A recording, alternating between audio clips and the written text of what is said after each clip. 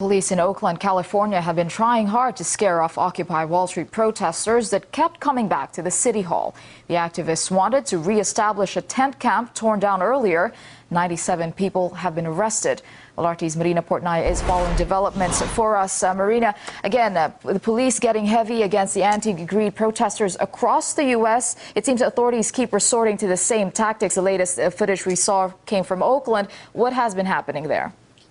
Well, the latest video that we have seen from Oakland is arguably the most violent we've seen police against the Occupy Wall Street protesters. Downtown Oakland, California resembled something of a war zone Tuesday morning when the police attacked the Occupy Wall Street protesters with tear gas, flash grenades, and rubber bullets, shooting one man even in the face with a rubber bullet. Now, as mentioned, these police officers were attempting to evict the activists from their protest campground that they set up a few weeks ago outside City Hall in Oakland. Approximately 500 riot police were trying to take part in evicting the activists from the campground, and each time the activists came back, the clashes between police and activists became even more violent. It's being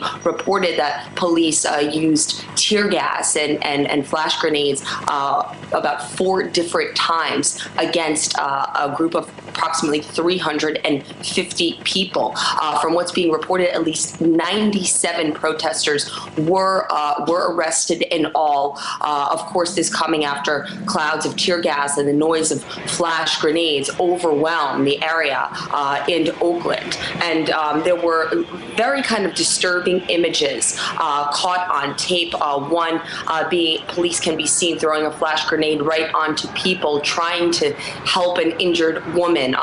Another caught in the middle, another person was caught in the middle of a class of tear gas was a person that was in a wheelchair. And video shows police officers still lobbying canisters at this person. Now, the spark for the conflict, of course, was the fact that this Occupy Wall Street movement has been growing louder, has been growing larger, has been blazing across the United States after launching here in New York City nearly 6 weeks ago. Now, as far as what the police in Oakland, California say, they say the camp that protesters set up was illegal, and they had repeatedly told the activists that they had to leave that campground. Officials also say that police had no other choice to use the tactics they did because some of the protesters were throwing rocks and bottles at the officers.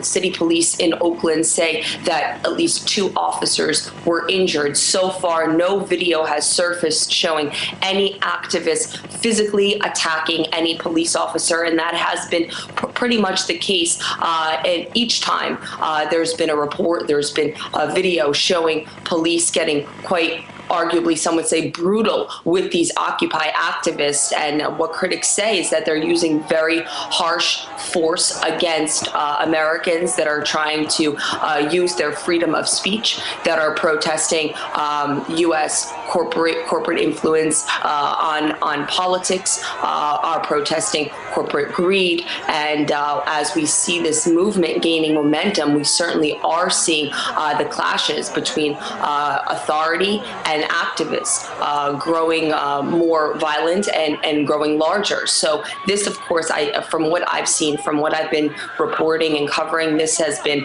the most, I guess, aggressive tactic, because Oakland, California looks something like a war zone, an urban war zone on Tuesday morning. All right. Well, thanks very much for that update. RT's Marina Portnaya, keeping an eye on developments in the U.S. Thank you.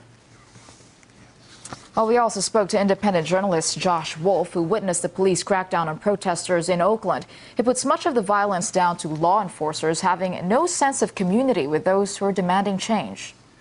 I think that any time the people demonstrate that they have power, the authorities, the city government is fearful of that. I mean, we live in a democracy, supposedly, but when the people come together in rallies and demonstrations, we always or frequently see that met with a very strong arm of the law, and this is no exception. This was a case where people had held this ground 2 weeks, spreading all across the country, and suddenly government is seeing it as a threat and government is stepping in to shut it down. Most of the officers in Oakland don't live anywhere near the city. They don't relate to the people as if they're their neighbors. They relate to them as if this is some outside city that they're trying to keep the people from overtaking the city, is oftentimes the perspective that I hear when talking to police. And so there really isn't a feeling of community between the police and the residents.